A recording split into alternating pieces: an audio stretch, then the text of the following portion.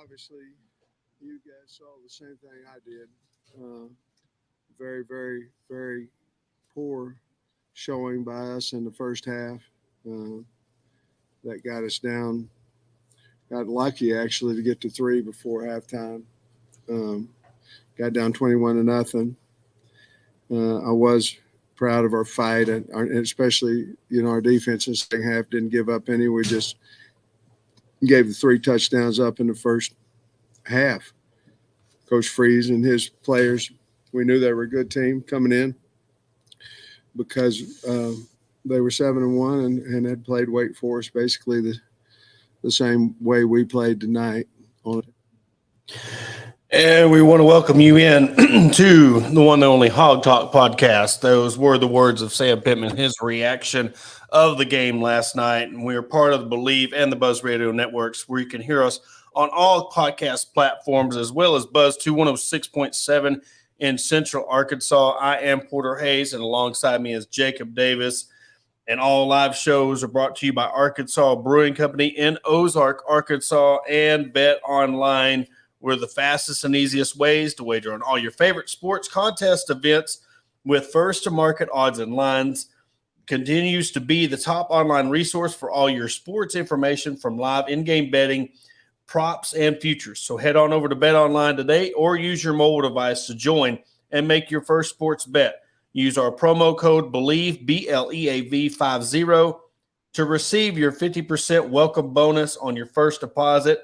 Bet Online, where the game starts. And Jacob, I just very confused by the game. It's one of them things where you don't know what happened. They had stuff going. You had a feeling that they were going to turn this thing around like they did last year. Come off a bye. You got a little streak going. You beat Auburn, and then you turn around, and it's almost like, at what point did I told you with the Auburn game, I never thought that the game was a threat to lose. Even going into the fourth quarter, I didn't see that Arkansas was going to win this game. And I don't know if that's the first time since COVID or the Georgia game. I'm talking about games that you should have won. I think this is the first game under Sam Pittman, that a game you should have won, that at no point during the game I felt like they were going to win. Yeah. They had no offensive flow going. And whether it was because of KJ's injury, dude, the offensive line play was pathetic. And they just were not good. They were getting blown off blocks. And it's not like you didn't see it before, because the same thing that Liberty was doing to Arkansas was the same they were doing to Wake Forest. With the stunts and the turns. That's old school twist, and that's old school football, man. And for you to pride yourself on offensive line play and not have your offensive line ready to play yesterday was pitiful. It was a poor excuse for trotting out a football team. Aaron Carter. Yeah, God bless. You throw a little comment. We got to throw a little comment. That's good. Hey, you gotta make at least some humor out of this. Because it was yesterday was rough. I don't know this way the defense. About a loss. Yeah, I don't know what it was. Whether it was KJ's injury. He was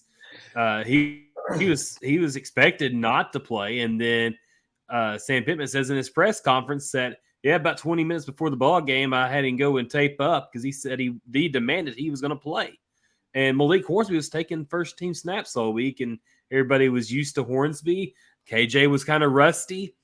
I thought the defense played pretty good, to be honest with you. I thought they did well enough to win. But, man, the offense just looked horrid yesterday. Yeah, they put up yards and stuff, but, man, the 4 straight punts to start the game. At one point, you had 9 carries for negative 16 yards rushing. I mean, like I said a minute ago, like when you pride yourself on offensive line football, smash mouth, overpower your opponents on the line of scrimmage against a team that you have like more size, more talent, more speed at every position, and you got schooled at your place. That was pitiful, in my opinion. And the thing is, if you look at the stats, KJ Jefferson had 284 yards passing. Bennett had 224 yards passing. You had Rocket Sanders had 60 yards rushing. That was the biggest key. But AJ Green had 56. KJ had, they had 144 yards rushing. They outrushed them by 20 yards. Matt Landers again has another 100-yard receiving game. It's just like things didn't add up. If you look at the stats, you'd be like, well, Arkansas, it did come down to a 2-point conversion, but this game should have never come down to that. No. It should have been, they didn't let them score in the second half, which is cool. But if you look at that first half, there was no effort on the defensive side of the ball. That I can't remember who was guarding that last touchdown where he threw that touchdown and the guy just kind of caught the ball and he was right there on his back. I think it was McLaughlin. Yeah, it was McLaughlin. There was it's like you should, if you watch your film, you should know. You're only 10, 15 yards away from the end zone. You know he's going to get the end zone to a curl. It's like, why not jump that? Yeah. And it's just things. And this is the alarming thing to me. And I'm not going to put all of it on KJ. I think KJ knew he wasn't fit to play, but was trying to somehow rally this team. And I'm telling you, and yesterday, and this could be all season long because I don't want to take anything away from Liberty because Liberty could end up being the better team.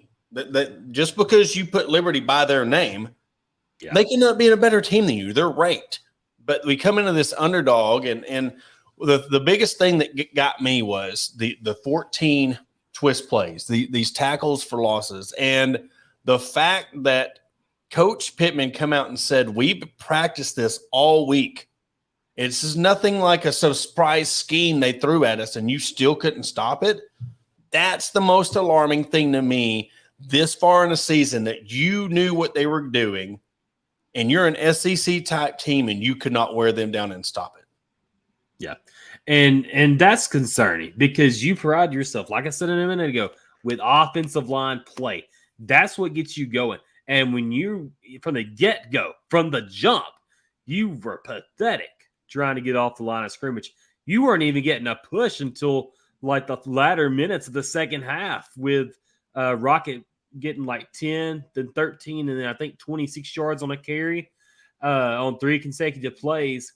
And you're finally getting something going on the ground, and then you throw a pass to the end zone, and Trey Knox goes through his hands, bounces off his helmet, and gets intercepted.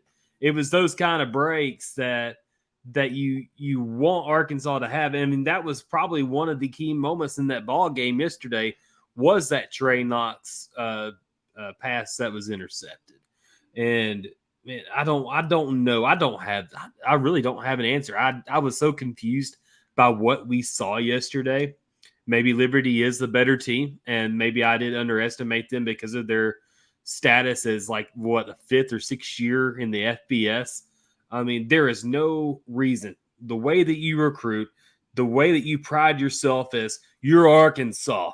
We are a blue-collar state, a blue-collar program, and we're going to work our butts off and give our Arkansas fans a reason to be proud of.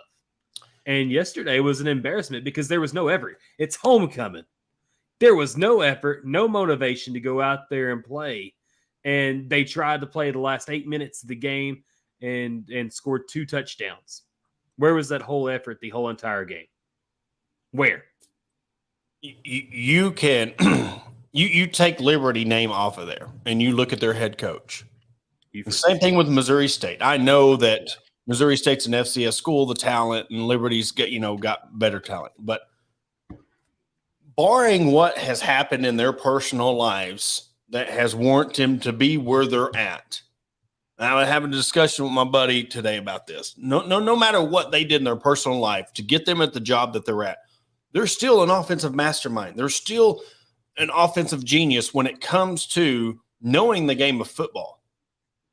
And I'm telling you, when you looked on the sidelines and you looked at Hugh Freeze, he had control of this game, the whole game. Yeah. He looked at his little play sheet and was looking at it, calling a play, and it's like he knew he had this game. It's weird. Like I told you, this has been the most confusing game when you look at start to finish. I never thought that it was – I didn't have a feeling that Arkansas was going to come back and win this game. But it's just the fact that we kind of seen what can happen, and it's weird. I want to say it was it was either a punt return or a kickoff return one that they brought back for a long gain. Arkansas did against Liberty. And it was almost like glimpses like, okay, here we go. Here's this spark. And for them to come back and score 14 fourth quarter points, but you need it. And there's going to be some who say that he was in, he wasn't in. I don't know. I didn't, you couldn't get a good enough angle to see where the knee was down compared to the ball. But it's almost like, why did it need to even come to that? Why did it even need to come to the point where you needed a 2-point conversion? And again, it's sad that we're this deep into the season.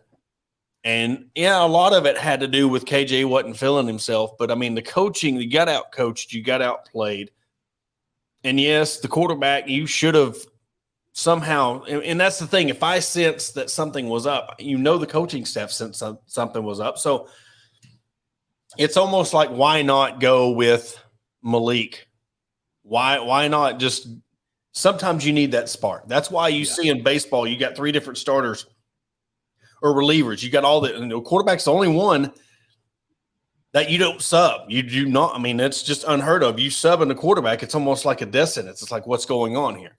So – but when you have a game changer like a Malik Hornsby, a guy that can hit the corner and get you 20 or 30 chunk yards, and I mean – he's quicker than a hiccup.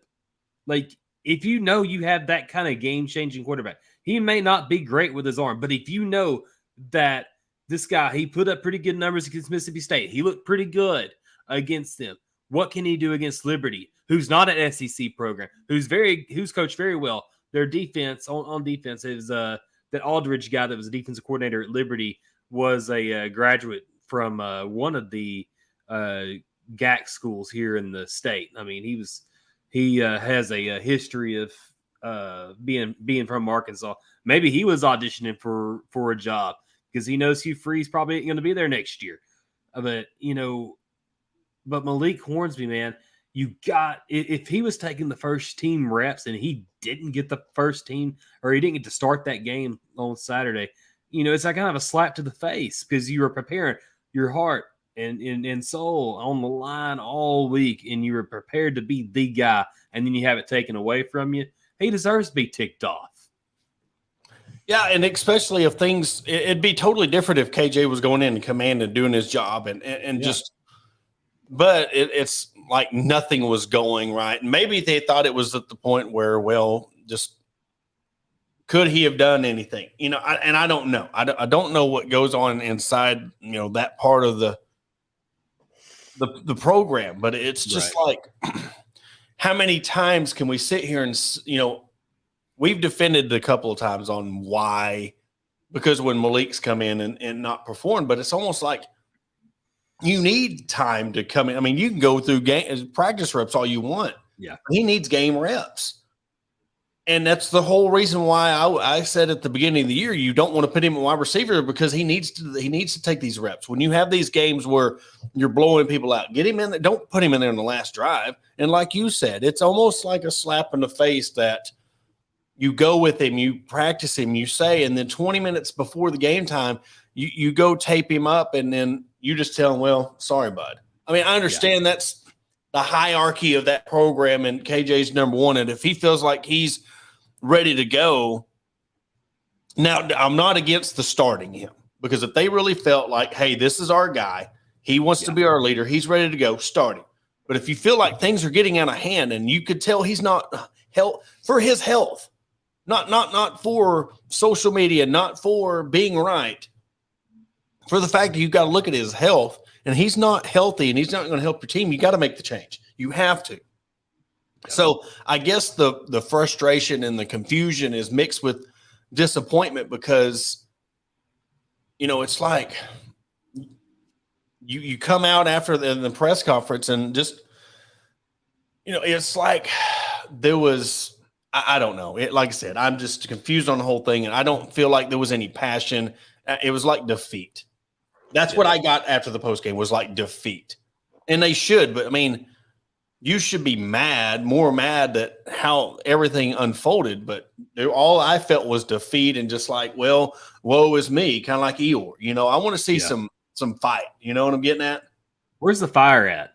I mean, we saw Pittman getting mad one time on the sideline when the camera was on him, and he was ripping the offensive line a new one because he was ticked. It was after the third or fourth punt in the first quarter, and we kind of saw that fire. But maybe that's just not his nature. Maybe that's just not who he is, truly, because he's a player's coach. We never saw Brett Bielema get mad. I mean, well, honestly. hold on. If that's not, I'm sorry, and this will probably piss people off. Go ahead. If that's not you, you do not need to be a coach in the SEC. I'm sorry. Yeah. I know people might drop a fork or ate whatever they're eating, spit their food. I'm just saying, if you're at the point to where this is year 3, year 4. Yeah. I get, like was said, I mean, do we count the COVID year? Do we not? But it's like, okay, if we're at this point in your career, and no, if you're that timid and that if you don't want to take charge, you do not need to be a coach in the SEC. You don't need to be a Division I head coach. Right. Now, are we talking over it? And I told you, Arkansas and South Carolina is the same kind of program. You look at Shane Beamer, and he does all these things on social media, and he wants to throw shade at Kentucky, but yet you turn around and what happened? You lose the very next game. Yeah. I mean, so it is what it is. You got to produce on the field, but this is your team. And he has accepted accountability, but how much accountability are you really accepting? Right. And the thing is, like, I don't know. Because Pitt, I mean, he looks and he talks the talk of, this is my team. This is the state of Arkansas's program. Like, I want everybody to be proud of this program. And then you go out and piss away a game like you do against Liberty. Like, there is no excuse for that. And that's the thing. Like, I mean, if it was me during the middle of a press conference or post-game talk, like, I would be ticked as heck that my team just is out there not performing. I mean, at what point do we blame the players? At what point do you say maybe Sam Pittman is doing his job and having players motivated, even though it didn't look like they were motivated? He said he had to go and get their attention during the walkthrough on Friday night. He said he's never had to do that. Where are these guys? Why is this team? Why are they not able to get motivated when you have all these talented guys, like individual talent? You look up and down this roster. You have a quarterback that's pretty good. You've got a running back that's over 1,000 yards this season. You've got 2 transfer receivers that have been pretty good, and then on defense, you've got a outstanding defensive back, 2 outstanding linebackers, and a pretty good defensive line. And you can't find anybody to get you motivated. You don't have to find me. You don't have to, tell me to go out there on the field and be motivated. You don't. How do you get these guys to be motivated? That's my thing. Like, how do you not find a way to get your team motivated and get their attention?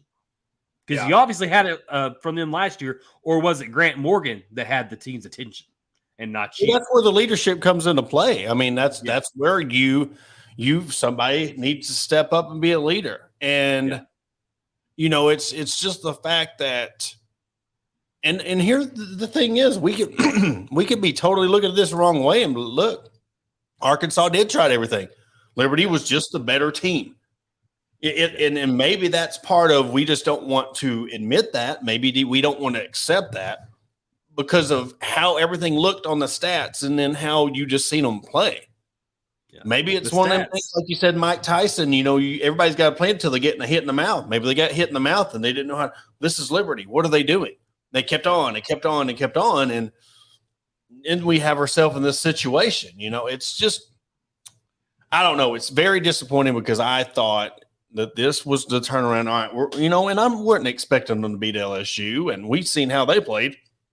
They're playing totally different. We thought, you had Ole Miss, Liberty, Missouri, and then Liberty, and then you had who am I missing? I'm leaving somebody out. You have LSU, Ole Miss, and Missouri, and it's just like. You pretty sure you thought this was going to be 8-9 win season. Now, I'm not saying they're going to, but I don't know. We're going to find out. I mean, I'm not saying that they have to beat LSU, but you turn around and get drubbed by 40. Yeah.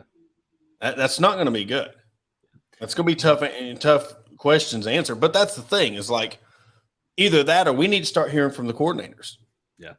I look back and, we defended the team early on by their sluggish fourth quarter against South Carolina. You remember that? Yeah. Go back and you remember Arkansas being up 21-3 and 42-16 in the fourth quarter against South Carolina. The writing was on the wall there, whether we want to admit it or not, that Arkansas was going to have issues closing out teams and being motivated. And they were not motivated program, though. How many years have we said that? How many years have we said, like, the writing was there? We just didn't. Yeah. It's almost like the Charlie Brown kicking the football. Yeah. Oh, here it is. We're going to kick it this time. There it goes. It's crazy that has been said probably the last 10 years. This is going to be our year. We're going to turn things around. We got a new coach. We got a new staff. And then it ends up not happening. It's just, look, everything's down. This is the first time he's really had to face this kind of adversity. Yeah. Because COVID and then being a new coach, getting his players, but you've got the continuity of returning players. You've got the continuity of your coaching staff. Right. And now you've got to start answering those questions. And Pat Jenkins on the Hill Media, Liberty was way better, but it got lost because of the name. That is exactly right. We said that with the coaching, the players. But to me, it's like where we lack is depth because the quarterback was sick and come in and still whooped us. Yeah. It's just, it's crazy that how everything you get beat on the both lines in the trenches and just not, like I said, it just seemed like nothing was going right. And on that point, I mean, that could be it. We could be getting frustrated and then just be like, hey, look, that was this better team. We need to move on. Because I like what Pat said there too. We hold the SEC above all other teams on paper, but times have changed and recruiting non-traditional schools are getting better. And even the transfer portal, being able to get guys out of there. I mean, I apologize to the Liberty Flames. I talked about them being a Sun Belt caliber team and saying they were from the Sun Belt Conference yesterday on Twitter several times. But a lot of that was out of my curiosity at the Arkansas football team yesterday and the embarrassment that I thought Arkansas was facing at home when they were 14.5-point favorites. But yeah, Liberty's with the transfer portal, and you got to think about the coaching ability of Hugh Freeze because he didn't just, he didn't forget how to coach after he left Ole Miss either. So shout out to Coach Freeze. But yeah, the transfer portal has helped even out the play field too, because you can look at the recruiting rankings and think Liberty was ranked like 109th overall in recruiting last season, or overall as far as roster talent. But the transfer portal has helped even things up. And, and Day Hunter, he was a transfer. Charlie Brewer, who was the backup quarterback, or actually was the starting quarterback coming into the season before he got hurt. He was from Baylor at one point. He was a starting quarterback at Baylor. So, yeah, and then I think there was a wide receiver from the Power 5 conference, and then one of the defensive linemen was from Auburn. So, I mean, yeah, there was sprinkled in talent there. I like what Mr. Jenkins had to say there. Yeah, and that's where it's helped Arkansas out too.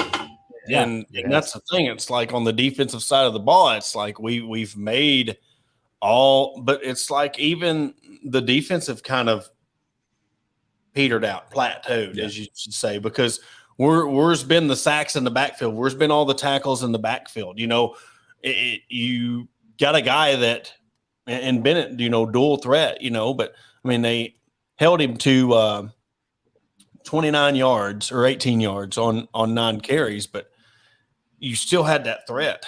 And he was still extending plays. Yeah. But it's just the fact that the team needs to do better as a whole.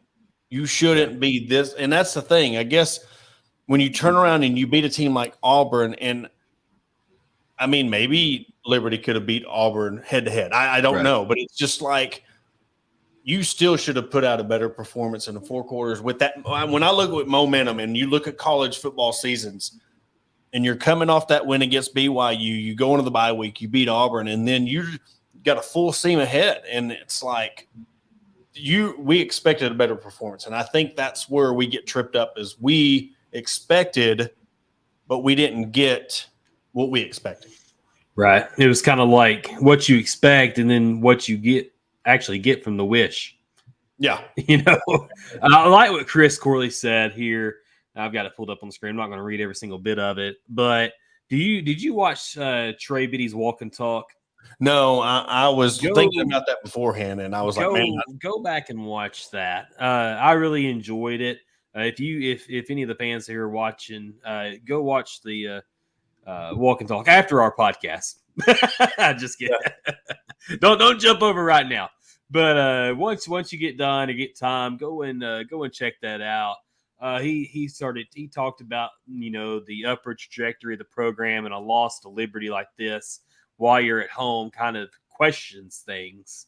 Getting physically whipped by non-Power 5. We talked about that, and then a good coach doesn't let that happen, especially with Pitt. And Trey did say one thing. He said that there's 2 sets of people out there, 2 sets of fans.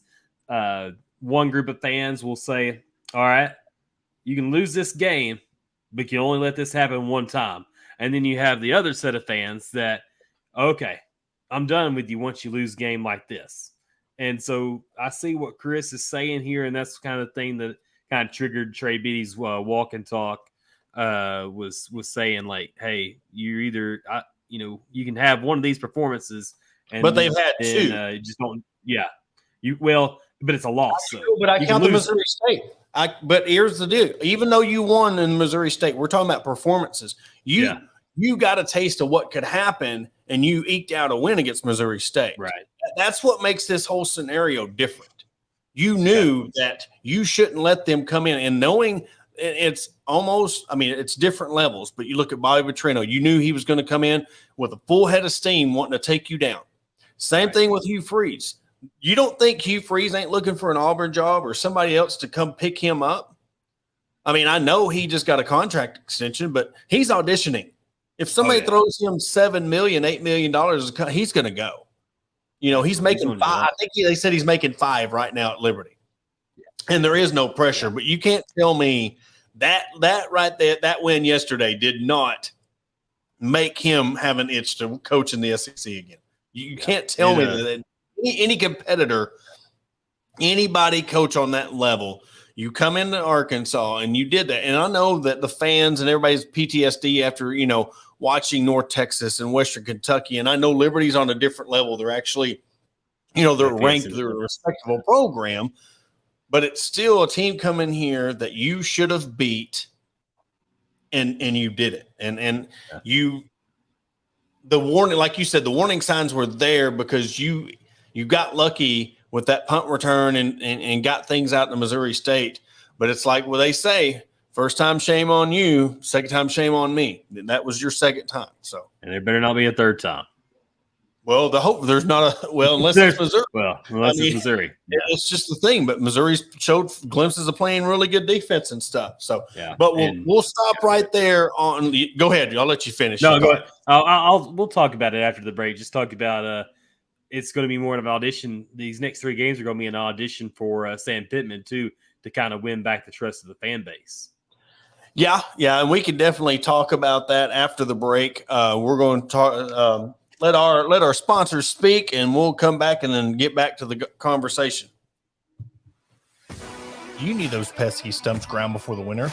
Your pasture brush hogged, or need your driveway bladed? Here at Grind It Right Outdoor Services, we offer more than just stump grinding.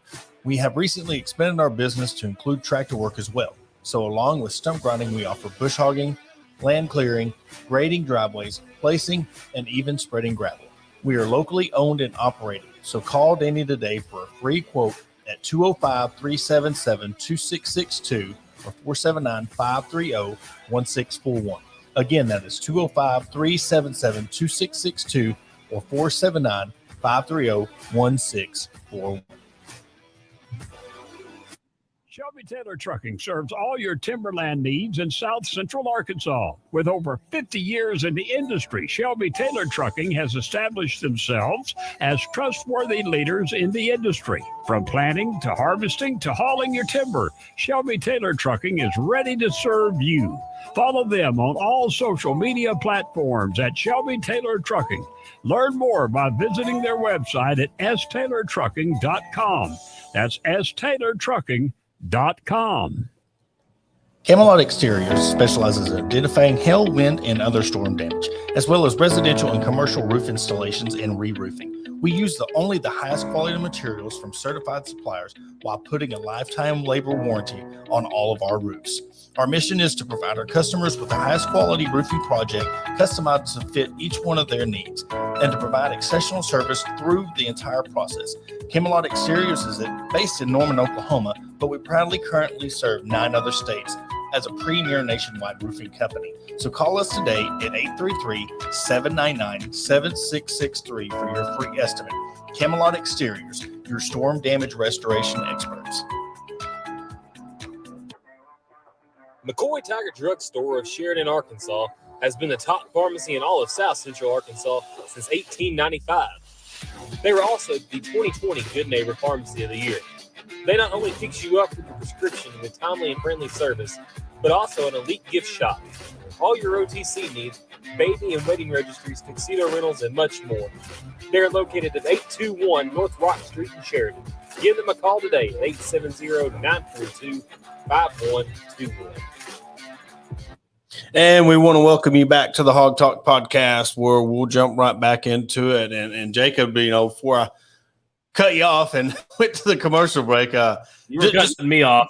I knew we had to get our. I knew we had to get our people their run there, so we're good. Keep the lights on around here. That's right. But yeah, so I think we were talking about Hugh Freeze auditioning for a job. You think about it. Sam Pittman may need to be auditioning for these next 3 games to win the trust back, because after you lose to Liberty, you lose to the A&M. Like, to this day, a month and a half later, I still do not understand how you lost to Texas A&M. Like I don't understand it. I mean, we saw the momentum switch. I mean, after that point, but I really think Sam Pittman's going to be auditioning. I mean, he's going to be auditioning to me personally as not only a fan, but a blogger, a writer, a podcaster, because I want to talk good about him, because, business is real good around here when you're good, when the football team's good. It was a miserable 2 years when I started this podcast back in 2018, trying to find any kind of bright spot. I remember talking about Ben Cleveland and his touchdown pass or touchdown catch in 06 against Bama, and thinking there was hope for Arkansas at 1-4 to beat Alabama in 2018. But I was chasing the rabbit there, but honestly, Sam Pittman's got to figure out some things. He said in his post-game press conference they're going to have to look themselves in the mirror. Not only him, but his coaching staff, his players. They're going to have to figure out things that what they've been doing good, they need to do better at, and try to take one or two or three things away that they've been bad at this season. And now that you're seeing LSU and the way they developed over the past 3 weeks under Brian Kelly, you may not get that W at home. Like we were counting on this. Like earlier this season, I was thinking, yeah, LSU might be a for sure win when Arkansas was 3-0 going into A&M week. I mean, I thought that Arkansas and LSU were on two different ends of the spectrum, and now it's completely done a 180. Well, Like, hell, I had to go on TV and do a segment on why Arkansas would win the boot against Christina Long. She had Missouri, and I'm really wishing I'd get to coin flip on that one. I mean, hey, can we get a mulligan on that? But it's for real. But he's Coach going to have Kelly's to got audition. 61 players. Yeah. He don't even have a full roster yet. He's got 61 players. Wait till That's this guy gets 85.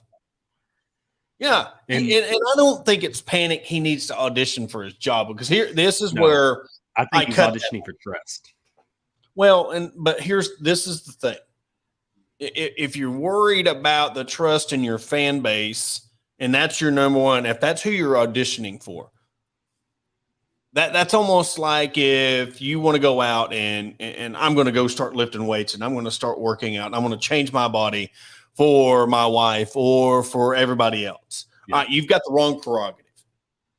You need to get in there and either clean house or light a fire into them players, turn things around inside because something's going on internally in that program. I can't put my finger on it, but something's going on behind closed doors that is getting this program to why it's the way it is. But you got to turn around your program first. And that comes with wins. If you win, you're going to get the trust back. So you got to get your house in order because clearly there's something going on. There was something – if you have Malik out there doing all the first team reps and then last minute, maybe it's like, well, he's 50-50. Let's see how he warms up. If he says he can go, he can go. But it was the moment of you doubled down and kept him in there when you clearly could see that it wasn't going. It wasn't going for you. And maybe that's just where that pride and that ego comes in of, well, I don't want to pull him because then everything else is going to look like I shouldn't have done it in the first place. And that's where I'm saying you're looking at that trust. You're looking at the wrong vision. You're wanting to gain the trust of your fans and social media. Well, if I pull him now, they're really going to hammer me for making the wrong decision. Now, you got to do what's best for your team. Exactly. Yeah. And if you're looking at that, like I said, it's what we talked about, before the break. If you are just a people pleaser, or if you're just a player and you don't have the fire to build this team up, you do not need to be a coach. And that's part of it. And I'm not sitting here saying that Arkansas needs to get rid of him. I'm not saying anything like that at all. There's no panic mode right now. You lost. It ain't like you lost to UCA or Arkansas State. You know what I'm saying? I mean, that's the thing. You lost to a really good team, but it's just like how everything coming into this, you should have took care of business and you did it. And every single person on the staff, every single player that played, I mean, other than the few that, jumped out and performed, Landers, I would throw him off that list. He did his job. Trey Knox, McAdoo, the name that he's getting, blown up, he went through and had a great game. So there's not every single player on the team needs to, because there's players that done their job. Yeah. But it's the ones that didn't, they need to, you can't tell me that between KJ and Rocket Sanders, who is the leading SEC rusher, that you can't muster 100 yards against Liberty. I'm sorry. And I know that might be on the blocking. So you can't tell me that you're an SEC. And 2 weeks ago, we were talking about this could be the best offensive line in the country. That the award, I can't remember the name of the award. The Outland Trophy. No, the one they give to the whole offensive line. Yeah. There's an award they give to the whole offensive line. And Arkansas is in the discussion of if you have the SEC leading rusher and you have this offensive line, you should be up for that award. Well, that's gone.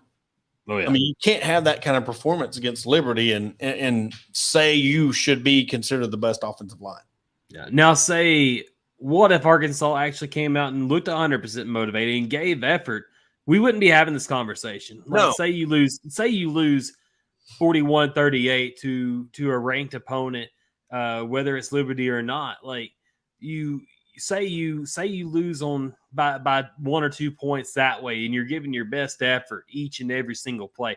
Dude, there was no effort at all. Like whether Dalton Wagner was hurt, maybe Dalton Wagner needed to go out, but there was a run that KJ made late in the fourth quarter where Dalton Wagner came up out of his stance, blocked once, and then just stumbled. KJ is out in the open field to the side a little bit, kind of a little bit behind the line of scrimmage, and Dalton Wagner's not even moving. Was Wagner hurt? I don't know. Was Wagner given 100%? Absolutely not. Maybe 100% when he was hurt, but he didn't look like he was given 100% or care. Like we were just going out there through the motions. And that's the thing where, and this is where that gets touchy. Yeah. And if it's anything to do with injuries or what, I'm not going to speak on it. Won't. I'm not going to speculate either. But there was something wrong there. But yeah, but we don't. That's where we got to. Right. There's no gray area when it comes to that. Yeah. And we've had discussions with people about this that I won't go into. But it's just when it comes to that, you know what? It still falls on the coaching, because if they are not up to that level, you have to bring your second string. I mean, it's just because you're looking out for the team and you're looking out for the player in question or whatever. But it's just the fact that if this would have been the Auburn game and they would have had this performance against Auburn, I would be saying the same thing, because Auburn is in a position to where their coach just got fired. So you can't tell me that Brian Harson's on the hot seat. He is on the verge of getting fired. The team is around him, just, half are with him, half are not, or I don't know if it was a 60-40 split or what, but he's in the corner. I mean, almost on the way out. And if you would have had that performance against Auburn, knowing the circumstances, I would be sitting here having the same take. So I know it sounds like it's just because, and we did. I think we overlooked Liberty. And I'm not saying there might have been some who knew and had Liberty picked to win. I didn't see all the predictions and stuff. But for the most part, we can't sit here and say we didn't overlook them. But then again, if this would have been against Auburn, I would have had the same, because of the expectations of where they were in that season of coming off that BYU. And here's the deal. Coach Pittman has said something about players are injured, and they were hoping that this bye week, maybe a lot of they just didn't heal fast enough. But, that's where I guess, and this is where I kind of will dive into it. We want to speculate on these injuries and say things without using the proper channels. So maybe he is not releasing a lot of things that maybe he would because of that. Maybe he's a little worried of saying some things and everybody running with it. I don't know. Again, that's just speculation on that part of it, but there's got to be a little bit more transparency, opposed to we always went till after the season. Oh, that's what it was. Or, oh man, if we'd have known that, we'd have had a different outlook on it. Yeah. There just got to be a little bit better communication on, hey, these guys are not 100%. There's nothing wrong with saying that and instead of just you come out to do a play and everybody feels like they're 100% and then come out half the team's not 100%. They hadn't been all year long. Yeah. I think it was at Grant Morgan. We didn't even know was playing with a freaking bum shoulder half the season. We found out after the season or when it was too late. And that's like, I don't know if it's because there's just that much paranoia when it comes to being a Division I football coach, but it's almost like we teach our kids to be honest and open and transparent, but it's almost like you're not being transparent. I'm not saying that, hey, this guy's tore his ACL and he's going to be out for the year, but at least if something's not going on, at least have some kind of form of communication that gets us an idea that, hey, things aren't right. Yeah. And I will credit KJ because look, a lot of people, I mean, whatever injury it was, whatever's going on, I will credit him for wanting to go out there and tough it out because the guy knows that's his team and they look for him for leadership and guidance. And how KJ goes, the team goes, especially on offense. And I will, double down on that and say, like, I mean, I was proud to say KJ went out there and played.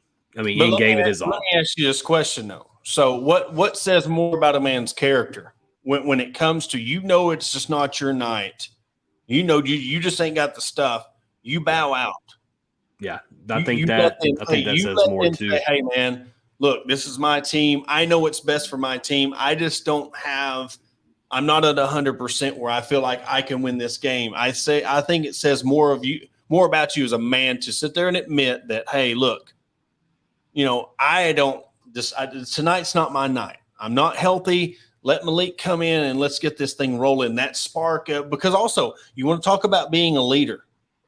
Him looking Malik in the eyes and saying, man, I trust that you could take what would that do for him? What would that do for the team, the coaching staff? We're talking about leadership, but what would it say if he just handed Malik the ball and said, man, I trust you, man.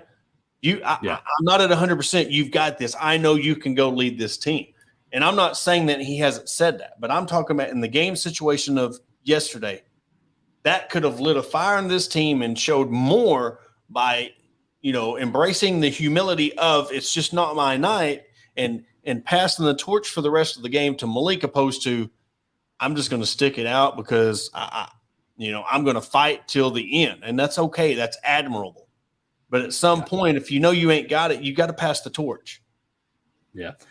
Eric said, reminded me of a Chad Morris team yesterday. And I will tell you what, this was not a Chad Morris performance. This was not a Chad Morris coach or look alike. I mean, because when you're up against the wall, 20 down, 21-5, Chad Morris's teams weren't going to come back and fight for you.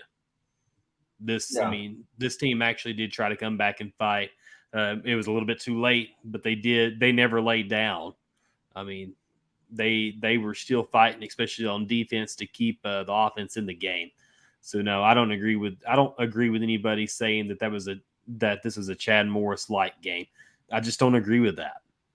I don't, because we lived it. No. And that's all PTSD. That's where we're talking about prisoner of the moment. But here's where I will say that even though we disagree with that comment, he has the right to have that comment because of what Arkansas fans have went through. I'm sure that gave them flashbacks. Oh yeah, it might not be on the level, but it's still you see Liberty. You're thinking Liberty. You're thinking North Texas. You're thinking of Western Kentucky. You're thinking of San Jose State, San Jose State. I mean, even though you got to win, everybody's thinking about Club Dub and Colorado State. It just brings back those memories. So I mean, it's warranted. When you have a loss like that, it is 110% warranted. And maybe, like I said, we're being too harsh. Maybe I'm still living in prisoner in a moment. I mean, they did, like I said, the defense held their bargain up and held them scoreless in the second half, right. And that's saying something when you give up 21 in the first. But we know when it comes down, you're playing a good team. You can't, we said that after the Missouri State game. That's what's crazy about this. It's like, we can't let that happen again because there's going to be other teams down the road. You can't let them get up 21-0 on you. Yeah. And honestly, going into this game, Sam was 8-0 against non-conference opponents. It wasn't always going to last because you have tough non-conference games coming. But you look at like Houston Nuts days, and Houston didn't lose to these kind of non-conference bye games. I don't even know how much Arkansas paid Liberty to come in here and kick your butt. I looked for that all night. I was trying to do one last thing of research. Could not figure out how much Liberty was paid to come in and still a win. Bobby Petrino, he didn't lose any bye games. John L. had ULM. Brett Bielema had Toledo. Chad Morris had so many of those other ones, and now Sam Pittman has Liberty. Like, I don't remember, like, there was a solid decade and a half where Arkansas didn't lose these type of games while being an SEC member. And it's just kind of getting old. Yeah, but I think again, it's and this is not defending the team all, but that was a ranked team. I mean, we have to remember this was a ranked team. This was a team that lost in overtime to Wake Forest. I mean, they are sitting at 8-1 right now. I mean, they Tulsa and blew 08. out a BYU team, and here's the thing: you got to think. 2 weeks ago, we're like, well, Arkansas just beat the crap out of BYU and softened them up by Liberty. Maybe that was Liberty just being that good of a team. You know, we're talking about signs. The signs were there when we posted that picture of Liberty beating BYU as bad as they did. Maybe that's part of it that we're overlooking too. I mean, it's just, I think, and instead of talking, and I know we've done it for 50 minutes, but it's just like maybe it's just the point, like I said at the beginning, of just give the credit to Liberty. They come in, took care of business instead of. I'm not making excuses on why it happened, but it's just like you just don't know why. Because yes, you're saying Arkansas is Arkansas and this was Liberty, but maybe that's the way NIL and transfer portals changed the game, that anybody has a shot. And I'll tell you what, if this would have been any other two teams, I would have loved it. But it's hard to say that because Arkansas was in the losing end. But you know, you want to see where more teams are competitive in college football. You want to see a playoff extended because of look at LSU and where they were starting the season, where they're at now. You know, it's just this is what we live for year round. Oh, yeah. And if you have the pleasure of having a great basketball program, and we'll finish up the segment on the basketball team, but if you're blessed to have a good football team, and then you have a basketball team as good as Arkansas, then you get to couple it with the baseball team. You really got to look at your program and be like, man, you get to be excited about your sports year round. And then along with all the women's programs that are very successful, you know, we'll talk with it. They got their own show now. You know, it's like we cover specifically women's sports on Mondays now. You know, it's like we have a reason to be talking about those programs and the excitement year round. So it's just kind of disappointment. And it's almost like your parents would say, it's not that I'm mad, I'm disappointed. And that's where I'll leave the football discussion. Yeah. Arkansas takes on North Dakota State tomorrow. Yes. And I'll tell you what, season, look, this is going to be a tough test. Oh, yeah. North Dakota State is always one of those teams that come into the NCAA tournament and knock somebody off. Their front line is 6'5", 6'9", 6'10", 6'11". They are a big team. Andrew Morgan, 6'10", Grant Nelson, 6'11", and then Bowden Skunberg, he's 6'5". Joshua Street, 6'9", and they got a couple of good guards. I mean, they had an exhibition game as well.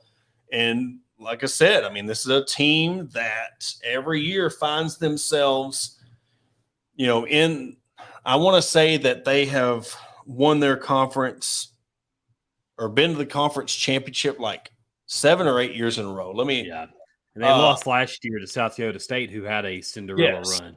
That's right. Last year. Yeah. This North Dakota State team was 23-10 last year, lost in the finals of the Summit League championship and beat some pretty, I mean, Oral Roberts was Elite Eight contender the season before. And then you had South Dakota State, who was, I can't remember who they beat last year, but I mean, North Dakota State's pretty good. They went to 4 straight title games. They're averaging 20-plus wins.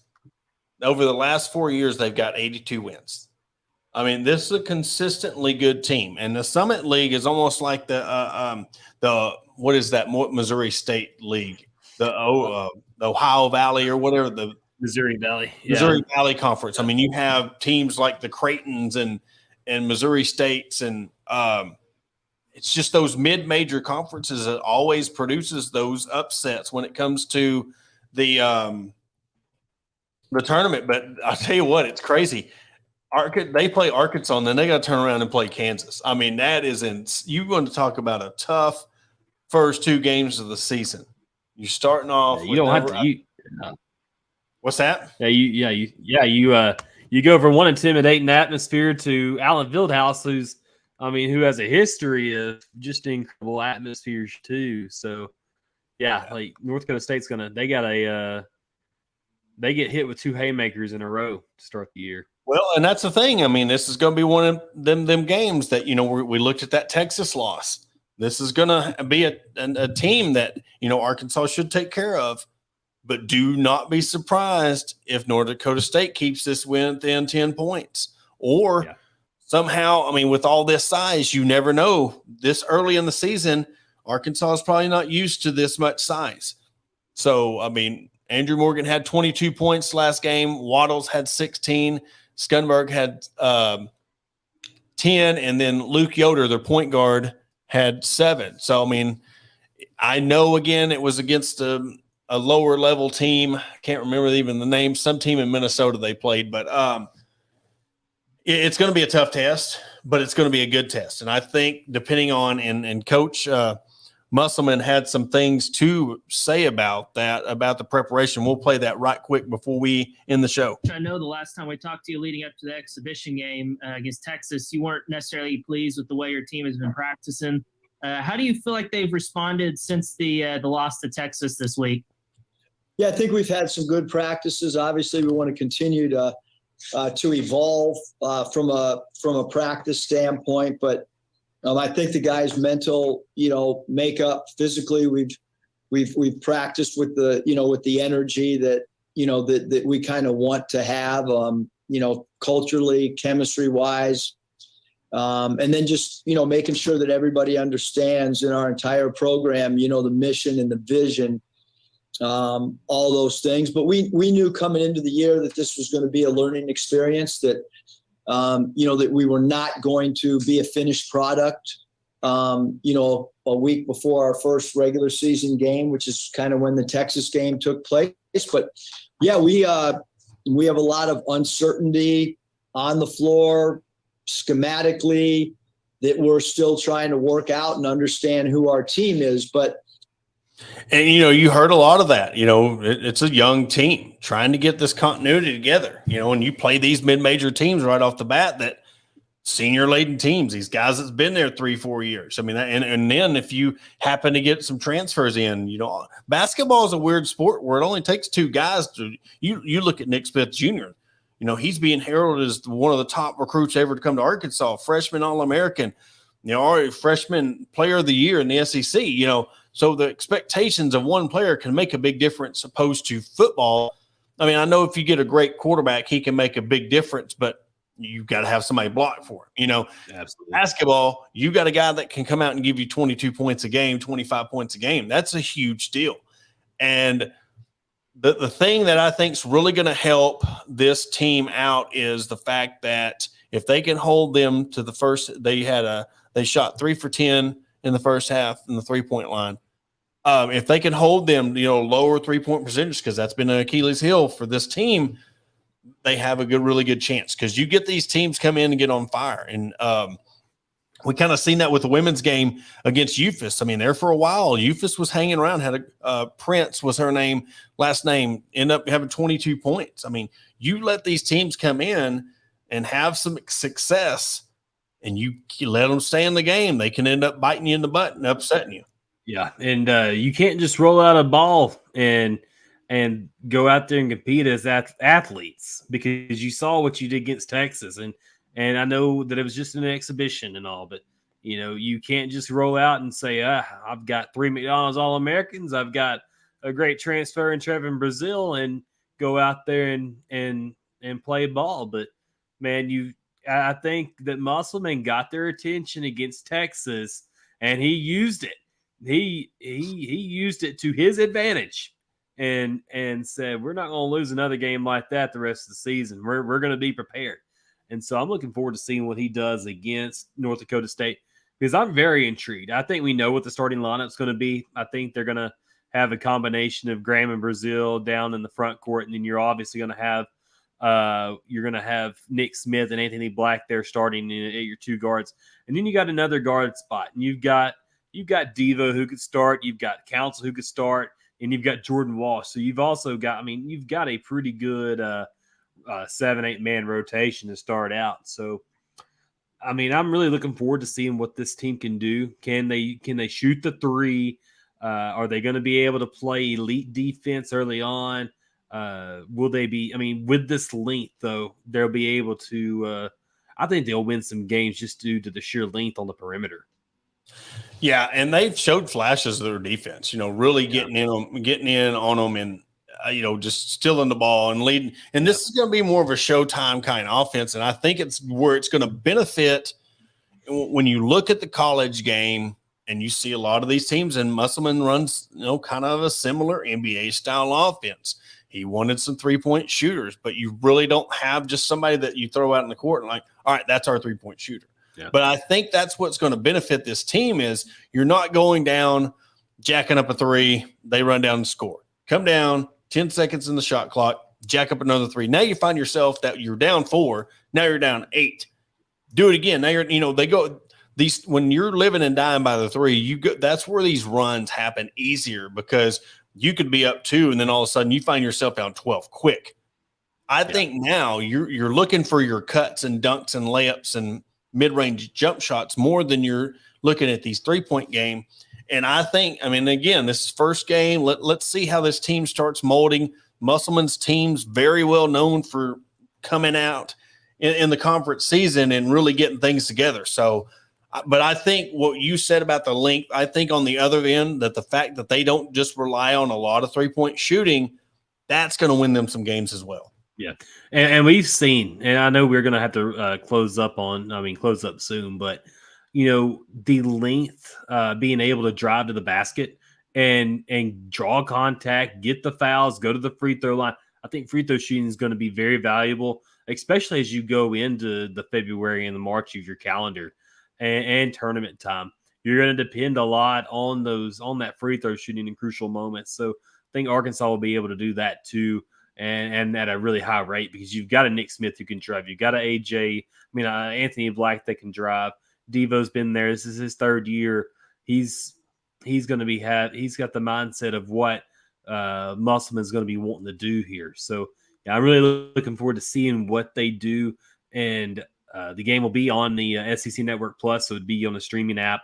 You'll have to go on there, and you've got whatever cable or satellite provider you have, you'll be able to log into the ESPN app and watch that game. So, yeah, it's going to be something you don't want to miss. And how many people do you think is going to be in Bud Walton tomorrow? Being the opening of the season and after what happened on Saturday, I think they're ready for a bath. They're going to flood in there. I think I don't think you'll get over 10,000, but there are going to be some people wanting to go in there.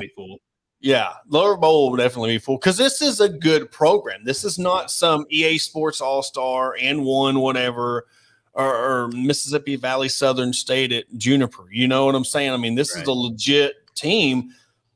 But then again, if you're just a casual fan that really doesn't know, the tournament and knows, what it is when it comes to North Dakota State, that might stray some people away. But I'm telling you, they better get good at free throw shooting because this is going to be a slash team. They're going to be getting on the line a lot. But no, I think the Lower Bowl will be full.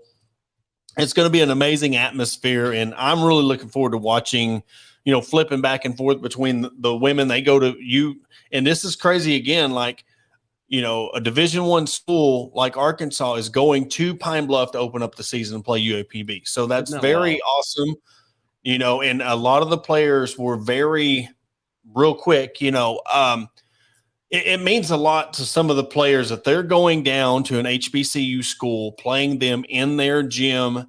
Miriam Dowdham was one that was really touched on it, that what it meant to her to be able to go and play in these other parts of the state, like Pine Bluff. They play in Little Rock. They've played in Jonesboro. So for them to be able to go to Pine Bluff and to go into their house, go into their gym and play down there, it means that they're not looking, snubbing their nose to these schools. They're going to go play. They played UFAS in their exhibition game, and they're going to do that because that's the respect that Coach Neighbors has for these other schools. So, it's going to be a fun night tomorrow night.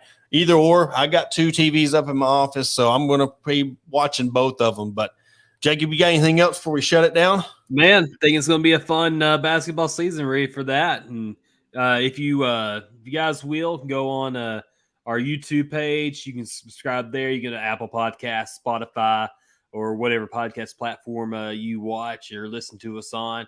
Go on there, subscribe, leave us a rating, star review, whatever you want to do, and follow us there. And you can follow us on our Facebook and Twitter pages, The Hawg Talk. It's The Hawg Talk on Twitter, and then you can just find us, The Hawg Talk, on Facebook if you want to follow us there for daily news content. Yeah, and that will do it for another episode of the Hawg Talk podcast. We will be back tomorrow with the weekly women's sports report at 6:30 p.m. So we will catch you then. And then, of course, you got a lot of basketball action coming. Go get the bath, watch the team, get cleaned up, and get ready for the LSU game on Saturday. That's all right. Go Hogs. Losing my cursor. Live television. Live television. I got to get this new screen, and now you can't even work it. It's crazy. There we go.